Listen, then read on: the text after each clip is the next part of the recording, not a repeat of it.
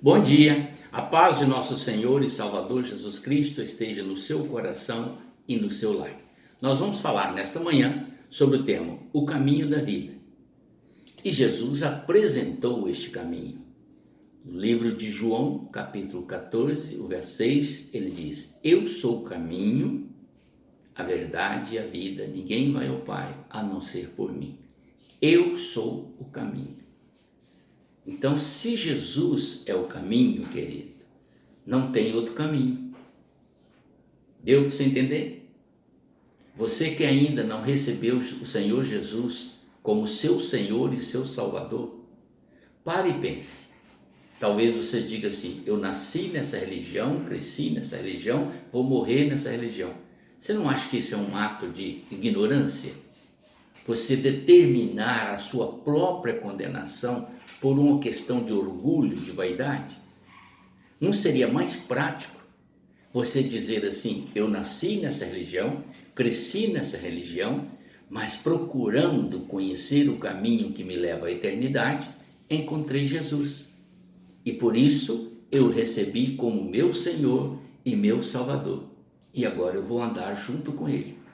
Está dando para você entender? É muito mais prático você ser flexível do que inflexível.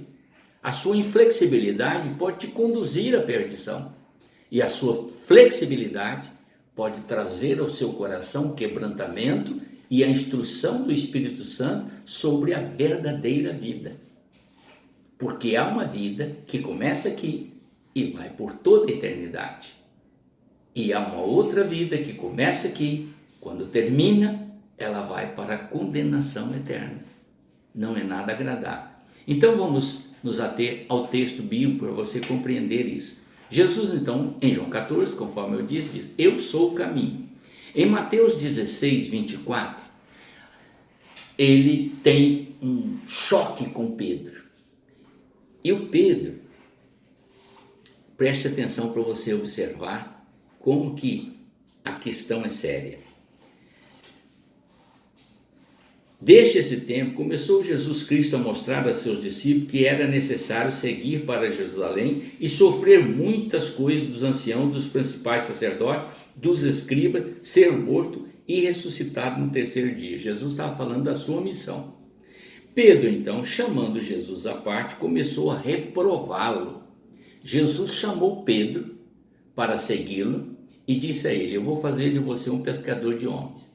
O Pedro andou com Jesus por um tempo, depois ele começou a se achar e achou que podia ensinar Jesus o que ele devia fazer. Ao falar com os discípulos todos, Jesus, ao falar com os discípulos todos, que ele ia morrer, tinha que ir para Jerusalém para morrer, o Pedro chamou ele à parte, com toda a autoridade, e falou assim: olha, você não vai fazer isso não, isso não está certo. Aí Jesus voltou-se para Pedro e disse assim: tu és para mim uma pedra de tropeço, porque não cogita das coisas de Deus, e sim das dos homens. É muito triste, né?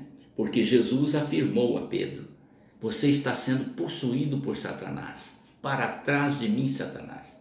Tu és para mim uma pedra de tropeço. Ele deu lugar ao diabo. Ele estando com Jesus, caminhando com Jesus, e deu lugar ao diabo.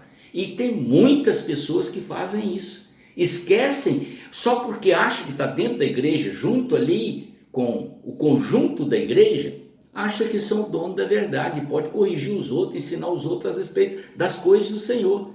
Nós só aprendemos com o Espírito Santo, Ele é o nosso mestre.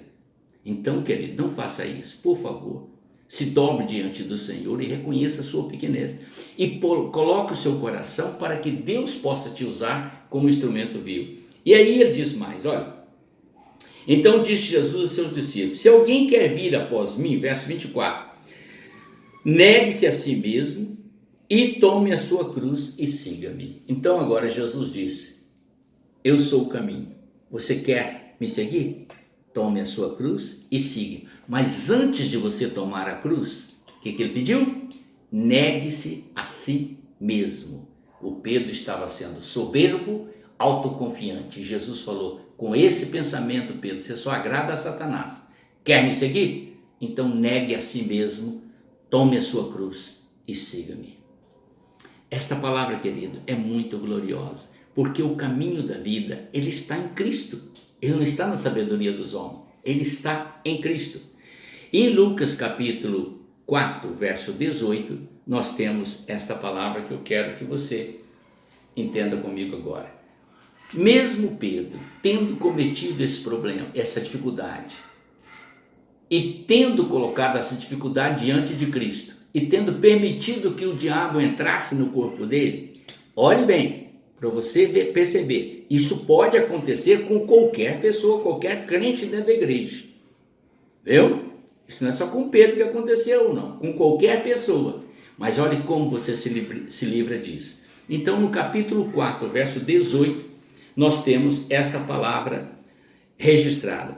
O Espírito do Senhor está sobre mim, pelo que me ungiu para evangelizar os pobres, enviou-me para proclamar libertação aos cativos, a restauração da vista aos cegos, aqueles que não conseguem enxergar a obra de Deus, valorizar a obra de Deus, entender a obra de Deus. Jesus está pronto para abrir os seus olhos e te dar uma visão espiritual tremenda. E ele diz mais, para pôr em liberdade os oprimidos. Esta é a obra de Cristo. Pedro estava sendo oprimido por Satanás e Jesus entrou do lado dele e disse assim: Pedro, já houve um tempo em que Satanás pediu permissão para passar você na peneira, mas eu intercedi por você junto ao Pai e isto não vai acontecer. Mais tarde Jesus pergunta a Pedro se Pedro o amava verdadeiramente e Pedro diz: tu sabes que eu te amo. E ele diz: então segue-me. Está entendendo, meu querido? Quer alcançar a vida? Segue Jesus. Renuncia a si mesmo. Renuncia a tudo que tem prendido você a este mundo. Renuncia ao seu conhecimento. Renuncia a tudo aquilo que você acha que é bom e perfeito. Porque perfeito é só um, o Pai que está no céu. Obedeça a sua instrução. Obtenha através de Cristo a vida eterna e ande com Jesus até a eternidade. Amém? Vamos orar. Senhor eterno, obrigado, porque até aqui o Senhor tem nos instruído e nos mostrado a verdade. E a verdade, ó Pai, é que Jesus Cristo é o único caminho que nos conduz à Tua presença. Que sejamos sábios bastante para desprezar tudo e abraçar essa verdade, em nome do Senhor Jesus. Amém.